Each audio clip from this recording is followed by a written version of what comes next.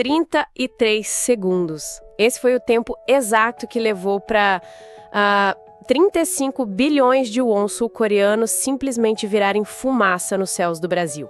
É um número assustador, né? Nossa, demais. Hoje a nossa análise profunda vai focar exatamente nisso. Vamos destrinchar a missão Hanbit Nano da startup sul-coreana aí no Space. A ideia é entender como uma frechinha menor que um fio de cabelo derrubou um foguete que o mercado considerava tipo infalível. É a anatomia perfeita de uma falha, na verdade. A gente tem acesso a uns relatórios técnicos e financeiros incríveis que mostram desde a montagem lá no Centro Espacial de Alcântara até essa crise de liquidez esmagadora que a empresa está enfrentando agora, em 2026. Exato. E lendo esse material todo, o que mais me chamou a atenção logo de cara foi a tal da tecnologia do motor híbrido. O marketing deles batia muito nessa tecla como se fosse a grande revolução que ia baratear tudo. Sim, eles batiam muito nisso. E para entender o peso dessa promessa, a gente precisa olhar para como as coisas eram feitas antes. Historicamente, a gente tem os foguetes de combustível sólido, que são super estáveis, fáceis de guardar, só que não dá pra desligar, né? É tipo um rojão gigante. Exatamente, um rojão gigante. Ligou, já era, não tem controle de aceleração. E do outro lado do espectro, você tem os foguetes de combustível líquido. Esses te dão um controle absurdo. Dá para acelerar, frear, desligar o motor no meio do voo. Mas a engenharia é um pesadelo, imagino. Um pesadelo. É absurdamente complexo. Você precisa de turbobombas gigantes, tubulação criogênica, dezenas de válvulas que podem quebrar a qualquer momento. Entendi. Então aí no Space propôs juntar o melhor dos dois mundos. Imagina, tenta visualizar um fogão a lenha. A lenha seria o combustível sólido, super tranquilo de armazenar. E aí, em vez de deixar queimar solto, você injeta oxigênio líquido puro com uma mangueira de alta pressão direto nessa lenha. Nossa, essa analogia é muito boa. É bem por aí. A lógica é que daria para controlar a fúria do fogo só abrindo ou fechando essa torneira de oxigênio, certo? Perfeito. No caso do Hanbit Nano, eles usavam um bloco sólido de parafina, basicamente cera, e injetavam o oxigênio líquido como oxidante para alimentar a queima. A sacada genial desse design, pelo menos na teoria, é que ele corta grande parte das bombas e válvulas do motor líquido. Menos peças móveis, menos chance de quebrar. Isso. Menos peças, menos peso e uma redução absurda nos custos de fabricação. Foi exatamente essa narrativa de ser mais simples e seguro que encheu os olhos dos investidores. Só que, bom, a teoria colidiu bem rápido com o cronograma prático. A gente tem a cronologia de dezembro e a tensão começa muito antes do lançamento. Dia 17 de dezembro tem o primeiro adiamento oficial. E o motivo? Uma anomalia numa válvula. Pois é. Dia 19, adiam de novo por mau tempo. E aí eu fico me perguntando, se o foguete era vendido como tendo menos válvulas justamente para evitar falha, o fato do primeiro atraso ser por causa de uma válvula não deveria ser um alerta vermelho gigante para a equipe? Com certeza. Mas aí entra um fenômeno psicológico da engenharia que a gente chama de normalização do desvio. Numa startup, a pressão é irreal. O dinheiro está acabando, a taxa de queima de caixa é alta e os investidores estão no cangote deles. Aí dá uma anomalia na plataforma.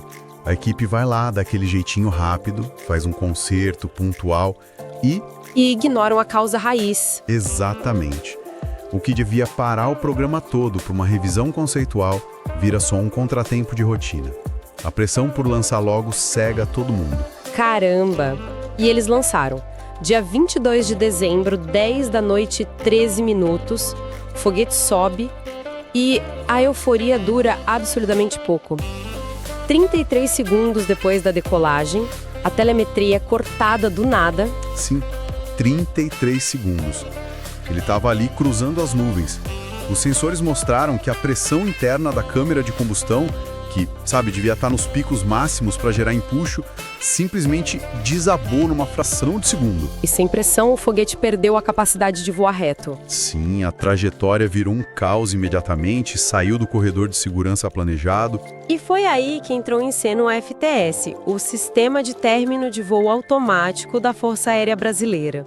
Os militares destruíram o foguete no ar.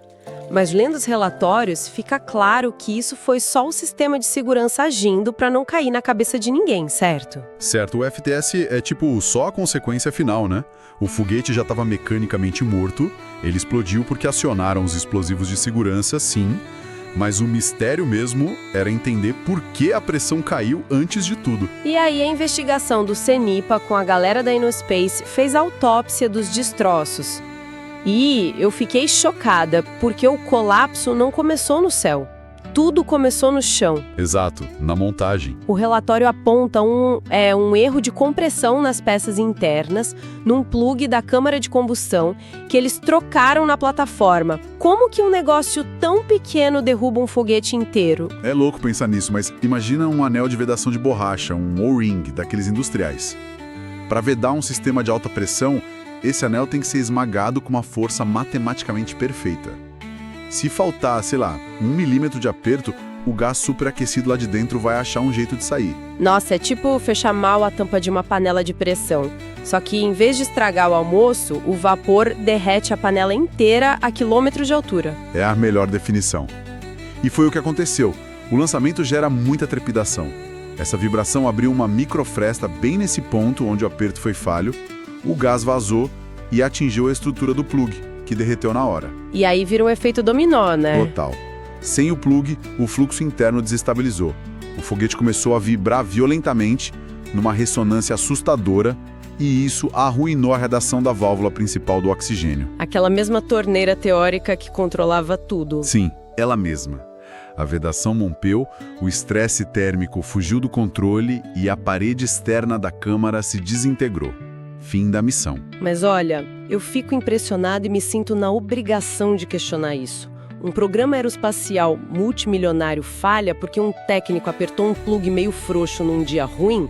Isso não revela que o design do foguete era vulnerável demais? Você tocou no nervo central da engenharia de sistemas.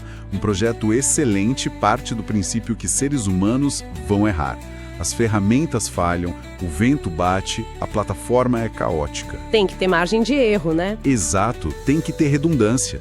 E o que a gente tira dessa falha é que a Innospace, na ânsia de fazer um motor levíssimo e barato, sacrificou a resiliência.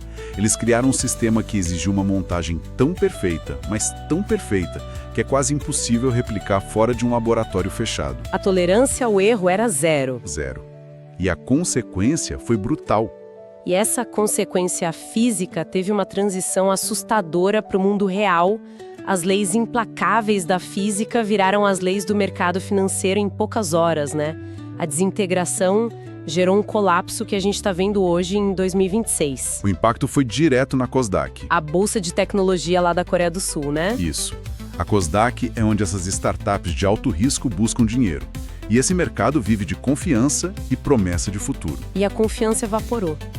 Assim que o mercado descobriu que não foi um raio ou algo externo, e sim um erro primário de montagem vazando gás, as ações despencaram 24% num único dia. É muita coisa. Sumiram 35 bilhões de wons em investimento. Voltando àquela reflexão inicial, levou anos de engenharia para construir o foguete, mas o dinheiro queimou em 33 segundos, mais rápido que a parafina do motor. E é um mercado impiedoso com isso. Quando os investidores compram a ideia de uma empresa espacial, eles estão apostando nos próximos 10 foguetes. Se o primeiro cai por um erro tão básico de manutenção, o risco sobe absurdamente. O dinheiro simplesmente foge. E fugiu tanto que o cenário empresarial nos documentos agora de 2026 é bem sufocante. A Innospace está numa crise grave de liquidez, a taxa de queima de caixa está acelerada só para manter os funcionários e eles precisam de novos aportes desesperadamente para tentar outro lançamento. O relógio financeiro está correndo contra eles agora. Mas aí eu vejo o discurso do CEO, o Kim So-jong. Ele disse que os ativos tecnológicos que eles ganharam com essa falha vão ser a base valiosa para os próximos veículos. É a velha tática de transformar desastre em lição de casa. Olha, é um mecanismo de defesa padrão de startup, né?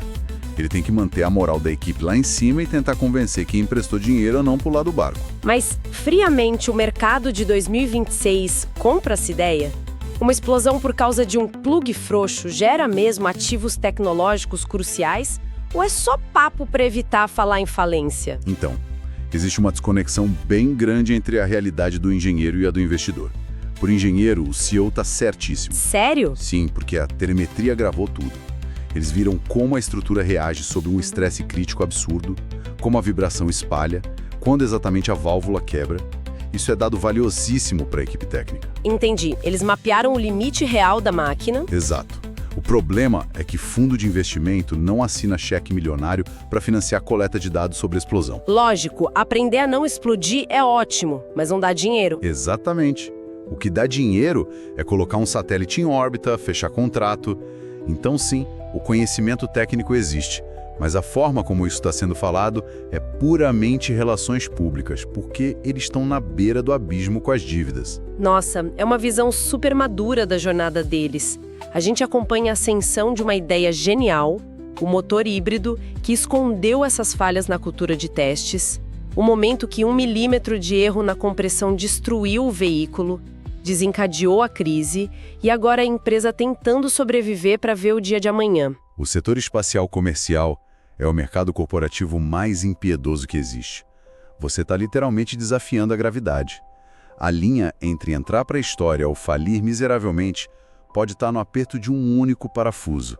Não existe o quase certo no espaço. E para além dessa termodinâmica toda e do estresse do mercado, tem um detalhe no fim dos relatórios que levanta uma lebre gigante. Eles falam da tal da maldição de Alcântara. Ah, sim. Pelo histórico de acidentes pesados que já aconteceram na base brasileira. A gente sabe que lançar foguete da linha do Equador é maravilhoso para economizar combustível por causa da rotação da Terra. Sim, o ganho de eficiência é enorme. Mas a gente tem que se perguntar, será que esse desespero de tantas empresas gringas para garantir um espaço em Alcântara é só otimização de combustível? Com a SpaceX monopolizando o mercado e barateando tudo com foguetes reutilizáveis, eu fico intrigada se as pressões geopolíticas e estratégicas por esse porto espacial não são muito mais obscuras do que parecem. É um ótimo ponto. O tabuleiro de xadrez espacial hoje envolve controle de órbita, contratos de defesa. Alcântara é um ativo geopolítico absurdo. Pois é. Fica a reflexão, né? O que a gente começou analisando como uma expectativa de engenharia perfeita terminou mostrando que a hesitação de uma mão humana ajustando uma peça pode derrubar um império financeiro de 35 bilhões de wons. A fragilidade humana está sempre lá, por trás da máquina gigante. Exatamente. O importante é a gente continuar mergulhando fundo e questionando as narrativas simplistas que tentam vender por aí. Até a próxima análise profunda, pessoal!